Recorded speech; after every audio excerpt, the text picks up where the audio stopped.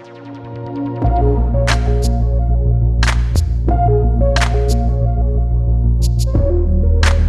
seperti kita tahu, dunia sedang demam SUV. Kenapa sih orang pada demam SUV? Ya, salah satunya adalah kepraktisannya. SUV kan bagasinya biasanya bisa tinggi ya, bisa naruh barang-barang tinggi.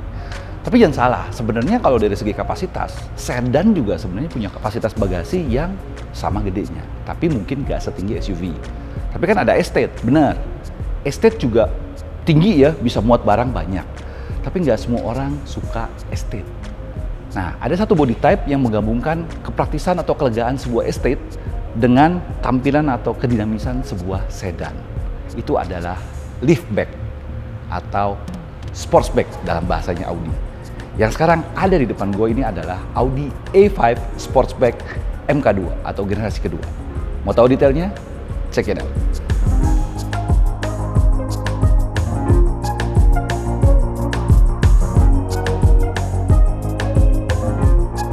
Ya, ini adalah Audi A5 Sportback MK2 atau generasi kedua.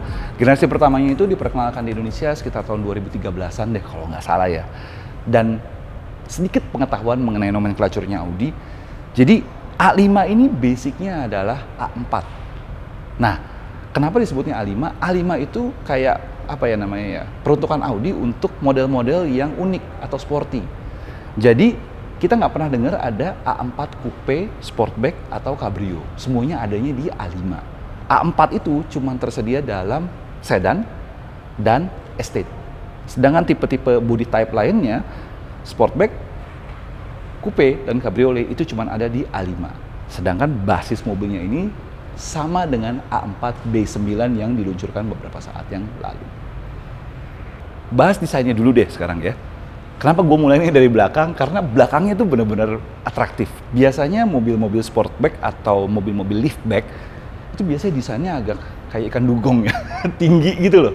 Tapi si A5 ini atau A5 ini jadinya proporsional banget karena dia tarikan garis kupenya itu masih kelihatan. Dibikin dengan halus gitu ya, kayak manjang tapi halus. Dan kalau kalian lihat stance-nya dari depan atau dari samping itu jadi kelihatan mobilnya itu lebih pendek, lebih lebar. Dan gue lumayan suka tarikan-tarikan garisnya ini ya, bikin dia tuh aksennya jadi lebih muscle gitu loh, kayak lebih keker, lebih berotot gitu dah. Sekaligus menegaskan lebarnya dia tuh seperti apa. Yang gue sukanya dari desain-desain Audi terbaru ya, kalau kalian perhatiin ya, klaster belakangnya ini emang udah modern ya, jadi kayak ada apa aksen-aksennya. Dan shape-nya ini, kalau kalian lihat bagian depannya, ini kayak mirror bagian depannya loh, bagian depannya beginiin, bagian belakangnya diginiin gitu loh. Jadi sebenarnya garis desainnya tuh benar-benar konsisten dari depan sampai belakang. Ada satu detail lagi yang menarik kalau kalian lihat di belakangnya, itu lampu remnya tuh. Lampu remnya ada di belakang gitu, di atap gitu. Keren banget ya. Plus, yang kita dapat di Indonesia ini adalah A5 Sportback S-Line. Jadi dia sudah dapat aksen-aksen chrome satin gitu, yang elegan. Plus, di sini kayak ada layer-layernya gitu, jadi kesannya sporty dan bertumpuk. Biarpun memang sebenarnya knalpot aslinya cuma di sini, tapi knalpot beneran ya. Tapi dia punya kayak frame besar gini, bikin dia kayak punya twin pipe yang gede gitu, kayak mobil-mobil balap gitu. Sportinya dapet, bener-bener dapet. Ada fakta lagi yang menarik dari mobil ini. Jadi A5 Sportback ini di beberapa pasar di luar negeri itu jauh lebih laku daripada A4 sedannya. Kenapa? Alasan utamanya adalah bagasinya gede. Dan selain bagasinya gede, seperti tadi gue bilang, dia mengkombinasikan antara bodi sedan dengan estate. Tapi kalau estate tinggi, dia masih terlihat cantik, nggak aneh. Dan bagasi yang kalian bisa dapetin itu jauh lebih besar, terutama dari segi tinggi ya. Kalau kalian ingat, sedan itu kalian nggak bisa naruh barang lebih dari sini. Karena dia sportback atau liftback, tingginya tuh cenderung lebih tinggi. Dan ini bisa dicopot ya, ini bisa dicopot, ini bisa dicopot. Jadi kalau kalian naruh barang yang agak gede gitu, tinggi, itu masih bisa. Itu kombinasi yang pas sehingga orang lebih milih ini daripada versi sedan. Dengan ruas area yang seperti ini ya, kalian juga masih dapat kayak hook di sini buat kalau ada jaring ya, buat nahan barang di tempatnya. Dan tayarnya dia pakai space saver, temporary aja ya.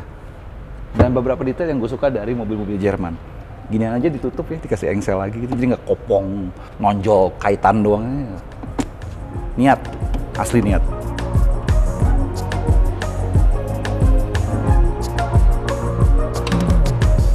Nah, dari sampingnya juga kalian bisa lihat ya, tuh tarikan garisnya tuh set ngalir sampai ke depan gitu. Dan seperti yang tadi gue bilang, dia punya satu tarikan garis yang bikin aksen muscle-nya tuh jadi strong banget. Plus dia adalah trim S-Line, jadi udah ada logo S-Line di sini. Ada satu hal yang mau gue bahas dikit nih soal detailnya nih ya. Kalau kalian tahu biasanya tuh kap mesin itu biasanya potongannya di sini ya. Kelihatan gitu gapnya tuh. Audi pinter. Daripada gue repot-repot jaga konsistensian kayak gitu, potongan dia tuh di sini. Kap mesinnya di sini potongannya. Jadi dia kesannya numpang gitu. Di satu titik dia lebih mudah menjaga konsistensi gapnya di sini. Dan di titik lain, ini jadi elemen desain. Jadi dia bisa mengintegrasikan manufacturing capability dia dengan desainnya. Jerman dulu lawan. Nah, sebelum kita ke depannya, sedikit soal ban dan velgnya. Velgnya dia model bintang ya, khas Audi banget gitu. Gua akan lebih suka sih kalau dia lebih gelap ya, tapi ini juga keren sih. Bannya dia pakai Hankook Ventus. Ukurannya 245/40 ring 18. Fittingnya masih bagus ya, biarpun memang gapnya di sini masih ada. Naik satu step 19 harusnya nggak ada masalah dan bikin mobilnya kelihatan lebih berisi, padat. Oke, sekarang kita ada di bagian depannya dan keren ya depannya ya. Gue entah kenapa kalau model-model kayak begini tuh apa namanya stance-nya tuh dapat banget gitu, kayak cepernya tuh dapat banget. Dan lagi-lagi ya seperti tadi kita lihat, mobil ini adalah E5 Sportback S-Line. Jadi S-Line-nya kebetulan untuk eksteriornya top. Nah, S-Line itu terdiri dari apa aja? Seperti tadi yang gue sebutin, di belakang itu ada aksen satin silvernya, satin chrome-nya itu di bagian bumpernya. Di samping kalau kalian lihat ya, itu nggak polos-polos banget, dia kayak ada aksen lagi, kayak ada side skirt-nya lah, aksen doang. Dan di bagian depannya ini paling kentara. Kenapa? Ada beberapa poin yang menjadi bagian dari X-Line eksteriornya. Satu, bumpernya memang desainnya lebih sporty. Dia ada tambahan aksen chrome-nya, ada tambahan honeycomb-nya. Plus untuk S-Line sendiri, dia pasti motif grill depannya itu pasti dia modelnya pakai honeycomb. Kalau kalian inget, yang bukan S-Line itu biasanya cuma garis-garis doang. Ini dia pakai motif honeycomb. Dan hal unik lainnya yang gue temuin juga di produk improvement ini adalah ada kayak aksen air intake. Mereka nyebutnya deep air intake apa gitu kalau nggak salah. Dan ini bikin kayak mobilnya tuh kayak punya aliran udara bisa masuk, ini padahal bohongan ya sebenarnya. Tapi kalau kalian lihat, dia tarikan garisnya tuh matching. Jadi tarikan garis si hoodnya ini, si cupnya itu tuh matching dengan si air inletnya sendiri. Kalau desain sih jujur E5 Sportback ini desainnya memang beda dan mau tampil mencolok di jalan. And it works. Untuk lampunya sendiri, si E5 Sportback ini juga sudah dilengkapi dengan LED, full LED tapi bukan LED sembarangan karena dia sudah LED matrix. Bedanya apa? Kalau LED matrix tuh dia terdiri dari kayak icon-icon kayak LED kecil-kecil gitu loh. Jadi waktu kasarnya nih ya, ada mobil dari depan, adaptifnya tuh dia bukan cuman naik turun atau miring-miring, tapi bisa membagi yang nyala cuma di kanan atau di kiri doang, tengahnya lampunya mati, bisa. Itu LED matrix. Salah satu teknologi lampu tercanggih di kelasnya. Dan seperti kita tahu ya, biasanya Audi teknologi lampunya selalu yang duluan. Frameless door-nya, cakep. Oke, sekarang kita ada di interiornya si A5 Sportback. Bedanya apa dengan A4? Bedanya cuma dikit. Jadi basically, lagi-lagi seperti gue bilang tadi ya, ini mobil adalah A4 B9. Biarpun kode sasisnya untuk A5 Sportback ini beda dengan A4. Cuman, si Sportback ini dia sudah mengaplikasikan desain dan material-material yang mirip banget dengan A4. Tapi, bedanya adalah di layar. Layarnya gede banget karena si A5 ini sekarang dia pakai layar 10,1 inci MMI Touch. Itu sebutan Audi untuk sistem infotainmentnya dia dan kontrolnya itu. Tapi karena layarnya sekarang 10,1 inci, otomatis sistem pengontrolan Audi di sini yang ada touchpad-nya itu hilang. Ini jadi kayak cuman tempat penyimpanan biasa, agak kopong ya. Karena sekarang sistemnya semuanya diatur dari touch. Ini touch-nya juga ada haptic feedback-nya gitu loh. Jadi kalau disentuh tuh kayak tuh ada tek dan kayak ada vibrasinya gitu loh tuh. Jadi kayak kita tahu di mana yang kita sentuh sekarang. Ini sebenarnya sistemnya juga sebenarnya lumayan lengkap ya. Kalian bisa setting car, segala macem. Terus ada favorit, ada settingnya sendiri, ada radio, media, telepon, phone aplikasinya seperti apa. Terus di sini ada layar utamanya juga dengan konektivitas yang standar lah, Bluetooth dan segala macam. Dan MMI Touch Plus-nya ini sendiri sekarang sudah Apple CarPlay, biarpun masih harus pakai kabel. Tapi selain itu ya, Audi lumayan mengupdate interface-nya dan dalaman-dalamannya dari si audio head unitnya inilah ibaratnya. Sekarang dia responnya bagus dan cepat. Itu yang gue suka. Plus ada perbedaan di virtual cockpitnya ternyata. Jadi kalau di A4 itu virtual cockpitnya cuma bisa 2 display, maksudnya 2 model. Kalau di sini ternyata dia bisa 3 macam. Nih, di sini kita setting ada classic ya, yang seperti ini. Ada sport tuh. Yes, change now. Tuh. Jadi RPM-nya kayak lebih di highlight itu, dan ada dynamic. Ini kayak di Q3 ya. Tuh. Jadi dia bentuknya garis RPM maupun kecepatannya. Jadi bikin kelihatan lebih modern sih untuk mobil yang emang desain oriented banget. Ini nih benar-benar desain banget sih. Selain itu juga kalian bisa lihat di bagian sini ada pengaturan AC yang sudah triple zone. Jadi bisa kanan kiri maupun di belakangnya juga bisa kalian atur. Beberapa tombol-tombol, drive select-nya, stability control, parking sensor, dan beberapa interface seperti USB, 12 volt, dan start engine button-nya agak ngumpet di sini ya. Ini juga ada di sini. Di bagian sini, shifternya ala-ala pesawat, keren ya. Dan dia kayak ada one touch gitu lah teman, tek gitu doang.